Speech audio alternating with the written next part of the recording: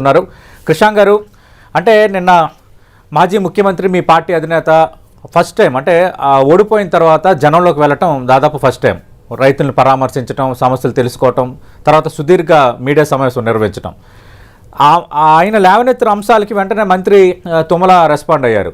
అంటే కరువు కాలంలో కూడా ఈ విధంగా మాట్లాడతారని నేను ఎక్స్పెక్ట్ చేయలేదు, ఒక స్నేహితుడిగా చెప్తున్నాను, ఇంతకు మించిన దౌర్భాగ్యం ఉంటుందన్న ఆ అర్థం వచ్చేలా కొన్ని వ్యాఖ్యలు కూడా ఆయన చేశారు. అలాగే కొన్ని అంశాలను కూడా ప్రస్తావించే ప్రయత్నం చేశారు. గతంలో పరిహారం ఇస్తామన్నారు, ఇవ్వలేదు, ఈ కరువు కష్టాలకు మీరు కారణం కాదా, అలాగే నీటి జలాల పంపిణీ విషయంలో మీరు వ్యవహరించిన తీరేంటి, ఇలాంటి చాలా అంశాలని ఆయన ప్రశ్న రూపంలో సంధించారు. సతీష్ గారు, నంబర్ 1, ఒకవైపు కేసీఆర్ గారి పార్టీ నుంచి అభ్యర్థులుగా ప్రకటించిన వాళ్ళను లాక్కునే ప్రయత్నం చేస్తున్నారు, లాక్కున్నారు.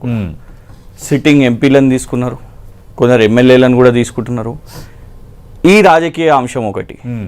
ఇంకోవైపు అక్రమ ఆరోపణలతో మా నాయకురాలు వారి సొంత కుమార్తెను జైల్లో పెట్టారు. అందరూ కూడా దీని గురించి మాట్లాడతారు అని అంటే కేసీఆర్ గారికి ప్రయారిటీస్ తెలుసు. ప్రయారిటీ ఇవాళ ఏంటిది అని అంటే కాంగ్రెస్ తెచ్చిన కరువు. ఎందుకు అని అంటున్నామంటే, మీరు దయచేసి తెలంగాణ ప్రజలు ఎవరైనా కూడా తెలంగాణ ప్లానింగ్ విభాగానికి చెందిన వెబ్సైట్కి వెళ్తే మీకు అందులో అప్ టు డేట్ రోజు వర్షం ఎంత మోతాదు రెయిన్ఫాల్ అయిందో అనేది చాలా స్పష్టంగా అందులో కనబడుతుంది. దాని ప్రకారంగా గతంలో అంటే గత సంవత్సరం మొన్న మనం చూసుకుంటే 2023 ఇప్పటి వరకు కూడా మొన్నటి వరకు వర్షాపాతం చూసుకుంటే ప్రీవియస్ దానికంటే సుమారు నార్మల్ కంటే ఎబోవే వచ్చింది, బిలో రాలేదు. ఓకే, సో కరువు అనేది రాలేదు. ఇది కాంగ్రెస్ తీసుకొచ్చిన కరువు అని మేము అంటున్నాము. ఒక ప్రణాళిక లేకుండా రైతు బంధు విషయం మీద చూసినాం కదా, ఏమని చెప్పిర్రు, రైతు బంధు డిసెంబర్ 9, డిసెంబర్ 10 వరకు వేసేస్తాము అని చెప్పింది వీళ్ళే. దాదాపు అసలు వాస్తవానికి అక్టోబర్ నుంచి నడుస్తున్నది ఎలక్షన్ కోడ్ ఇవన్నీ కూడా అయ్యి. డిసెంబర్ తర్వాత ఏమని చెప్పారు, జనవరి మొదటి వారంలో చేసేస్తాము అని చెప్పారు. తర్వాత సంక్రాంతికి వేసేస్తాము అని చెప్పారు. తర్వాత జనవరి చివరి అని చెప్పారు. తర్వాత ఫిబ్రవరి అన్నారు, ఫిబ్రవరి చివరి అని చెప్పారు. ఆల్రెడీ వేసేసినాము, ఎవరన్నా అడిగితే చెప్పుతో కొడతాము అని చెప్పారు. ఇలా మార్చి దాకా వచ్చినాం, ఇంకొన్ని రోజులు అయితే ఒక 4-5 రోజులు అయితే ఉగాది కూడా వచ్చేస్తుంది. ఇప్పుడు కూడా మనం ఇంకా 5 ఎకరాల వాళ్ళు ఇంకా రాలేదు అని చాలా మంది మాట్లాడుతూ ఉన్నారు. చాలా మంది రైతులు బయటకు వచ్చి చెప్తూ ఉన్నారు. అంటే ఒక ప్రణాళిక లేదు అని ఇది ఒక ఉదాహరణ కనబడుతున్నది కదా. గతంలో వాస్తవం కాదా, ఖమ్మంకి కేసీఆర్ గారు ముఖ్యమంత్రిగా ఉన్నప్పుడు వెళ్ళింది, పర్యటించింది, అది వాస్తవం కాదా? ఆ విజువల్స్ ఎవరు గూగుల్లో చూసినా కూడా దొరికిపోతాయి కదా. నష్టపరిహారం 10,000 రూపాయలు ఆ రోజు అందిస్తే 10,000 రూపాయలు ఏం సరిపోతాయి, 15,000 రూపాయలు ఇవ్వాలి అని అన్నది కూడా డిమాండ్ పెట్టింది కాంగ్రెస్ వాళ్ళే, రేవంత్ రెడ్డి గారే.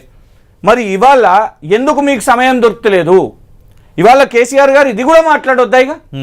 ఇది మాట్లాడితే మీరు కరువు గురించి మాట్లాడుతున్నారా అని అంటున్నారే. ఓకే, 200 రైతులు ఇప్పటి వరకు మీరు వచ్చిన ఈ 100-200 రోజుల్లో, ఈ 100 రోజుల పాలనలో 200 రైతుల ఆత్మహత్యలు ఇవాళ జరిగినాయి కదా సతీష్ గారు.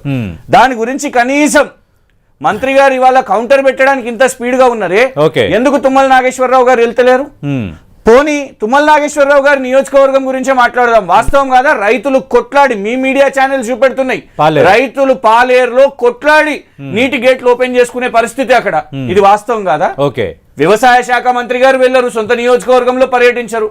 ముఖ్యమంత్రి గారు ఢిల్లీ పర్యటనలో ఎంతసేపు ఒక సీటు, వివేక్ గారి కుటుంబానికి సీటు గురించి పోతారు, లేకపోతే ఎవరినన్నా పార్టీ ఫిరాయింపు చేయడానికి పర్మిషన్ తీసుకోవడానికి ఢిల్లీకి పోతారు. మళ్ళా తర్వాత ఇక్కడికి వచ్చినాక మళ్ళా అక్కడ పోయి కండువా మార్పియడానికి పోతారు. తర్వాత సీట్ల కోసం first phase seat, second phase seat, third phase seat, fourth phase seat, ఇవన్నీ ఉన్నాయి. కానీ రైతుల కోసం ఇప్పటి వరకు పర్యటించని ముఖ్యమంత్రి గారు, వాళ్ళ కేబినెట్ ఒక మంత్రి అయినా కూడా కనీసం అధికారులు కూడా పోతలేరు కదా. మాట్లాడారు. రైట్, ప్రస్తుతం డిబేట్ లో ఉన్నారు ప్రభుత్వ. కృషాంక్ గారు, 200 మంది రైతులు ఆత్మహత్యలు చేసుకున్నారు. అది పూర్తిగా హంబక్ ప్రచారం, అది గ్లోబల్స్ ప్రచారం, తప్పుడు మాటలు మాట్లాడుతున్నారు. ఇది ఆది శ్రీనివాస్ గారు చెప్తోంది. కరువుకి కాంగ్రెస్ కు సంబంధం ఏంటని అడుగుతున్నారు. అలాగే ప్రకాష్ రెడ్డి గారు కొన్ని అంశాలు ప్రస్తావించారు.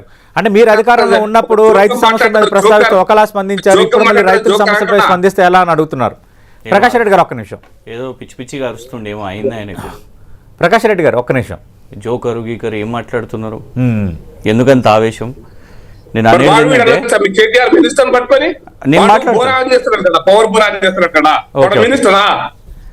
ప్రకాష్ రెడ్డి గారు ఒక్క నిమిషం. ఏం మాట్లాడుతున్నారండి? నాకు మర్చిపోలే, మీ కేటీఆర్ కు మర్చిపోయింది అంటున్నా. నేను గౌరవంగా నేను కేటీఆర్ గారు అన్న, ముఖ్యమంత్రి గారు అన్న. నీళ్ళు తాగండి, కొన్ని నీళ్ళు తాగండి, బీపీ వచ్చినట్టుంది మీకు. నీళ్ళు తాగండి, ఆగండి. డిబేట్ కావద్దనా? డిబేట్ కావద్దనా? రచ్చ మీకు డిబేట్ కావద్దనా? ఇక్కడ పెట్టిన సబ్జెక్ట్ ఏంది, మాట్లాడుతున్నది ఏంది? సబ్జెక్ట్ అదే బోర్ల గురించే మాట్లాడుతున్నా, కరువు గురించే మాట్లాడుతున్నా, వేరే డివిజన్ మాట్లాడలేదు. చర్చ ఏం జరుగుతుంది? నీకు అంత ఫ్రస్ట్రేషన్ ఉంటే మీ బీజేపీ ఆఫీస్ లో ప్రెస్ మీట్ పెట్టుకొని బీజేపీ నీకేం పోస్ట్ ఇస్తలేదనే ఫ్రస్ట్రేషన్ నీకు వచ్చి చూపెట్టకండి ప్రకాష్ రెడ్డి గారు. నేను ఇక్కడ ఏమైనా మాట్లాడినా, నేనేమన్నా అన్నానా? మీ కిషన్ రెడ్డిని ఏమన్నా అన్నానా? కిషన్ రెడ్డిని జోకాలనుకుంటే నువ్వు కిషన్ రెడ్డిని నాకాలనుకుంటే పోయి కిషన్ రెడ్డికి భజన చేయి. ఇక్కడ వచ్చి ఉట్టిగానే పిచ్చి పిచ్చిగా మాట్లాడకు. సబ్జెక్ట్ డిబేట్ అవుతుంది. దయచేసి అలాంటి పదాలు వద్దు. కూర్చున్నప్పుడు అట్లా మాట్లాడడం అది కరెక్ట్.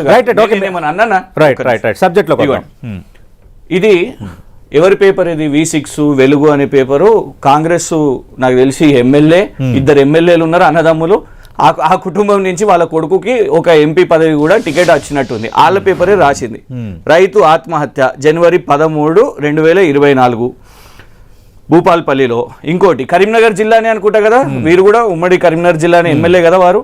ఇగోండి, ఇది కూడా మీ ఎమ్మెల్యే, మీ V6 అధినేత మీ పార్టీలోనే ఉన్నారు. ఇద్దరు ఎమ్మెల్యేలు, ఎంపీ కూడా ఇచ్చిరు వాళ్ళ కొడుకుకి. ఇగోండి, జనవరి 5, 2024 కరీంనగర్ జమ్మికుంట. ఓకే, అంటే అసలు రైతుల ఆత్మహత్యలే అయితలేవు అని మాట్లాడే విధంగా వీళ్ళు పాపం పర్యటిస్తలేరని అర్థమవుతున్నది. పర్యటించండి. ఇక నేను అనేది ఏంటంటే, ఇప్పుడు నన్ను కొంచెం మాట్లాడినివ్వండి. ఒక్క నిమిషం. రన్నింగ్ కమెంటరీ వద్దండి. రన్నింగ్ కమెంటరీ నేను మీరు మాట్లాడినప్పుడు మౌనంగా విన్నా కదా. ఆ పెద్ద మనిషి దుర్మార్గుడు అని మాట్లాడినప్పుడు నేను విన్నా కదా. ఇప్పుడు నన్ను మాట్లాడినివ్వండి.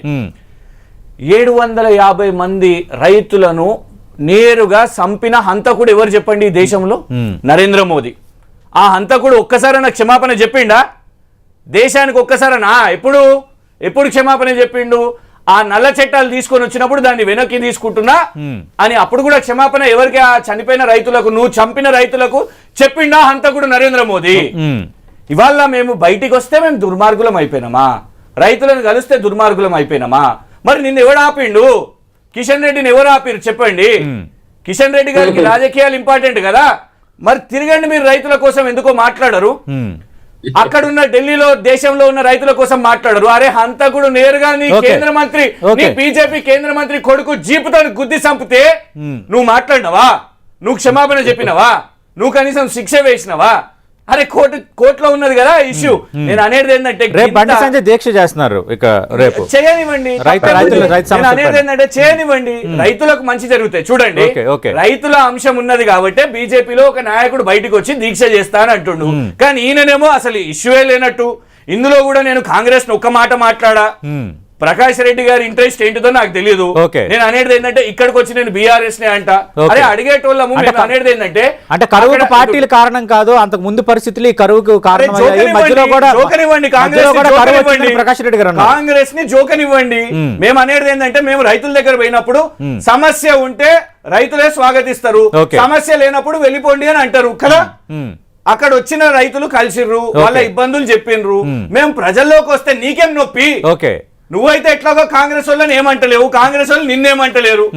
దేశంలో ఉన్న రైతులను చంపుతూ ఉంటే నరేంద్ర మోదీ గారి ప్రభుత్వం, హంతకుడు నరేంద్ర మోదీ కాంగ్రెస్ ఒక మాట మాట్లాడారు. లేదు సార్, 10 సార్లు దుర్మార్గుడు ఏకవచనంతో మాట్లాడేది.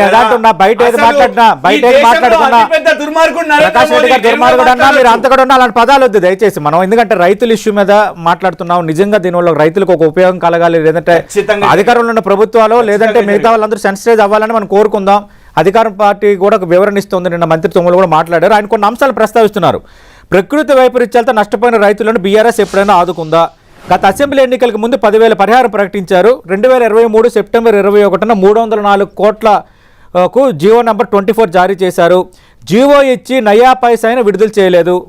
రెండోది, నాగార్జున సాగర్లో నీళ్లు లేని కారణంగా మొదటి పంటకే నీళ్లు ఇవ్వని మీ ప్రభుత్వం ఇప్పుడు రెండో పంటకు నీళ్లు ఇవ్వలేదని ఏ హేతు పద్ధతితో అడుగుతారని నిన్న మంత్రి తొమ్మలు అడుగుతున్నారు. 2 పంటలు పడలేదని అంటారా? టేలేడు దాకా కాలేదా? మేము తిరిగినామండి. మేము ఉన్నాం అక్కడ నాగార్జున సాగర్. ఇదే ఎండాకాలంలో సతీష్ గారు ఎన్నికలు అప్పుడు వచ్చినప్పుడు, ఉప ఎన్నికలు వచ్చినప్పుడు అక్కడ అంతా కూడా టేలెండ్ దాకా నీళ్లు రావడం మేము కళ్ళారా చూసినాం కదా, అందరం ఇక్కడికి వెళ్ళి పోయినాం. ఓకే, ఇక్కడికి వెళ్ళి ప్రచారం మొత్తం రాష్ట్ర వ్యాప్తంగా అన్ని పార్టీల వాళ్ళు పోయి అక్కడ చూసిర్రు. మరి ఇవాళ ఎందుకు అట్లాంటి పరిస్థితి వచ్చింది?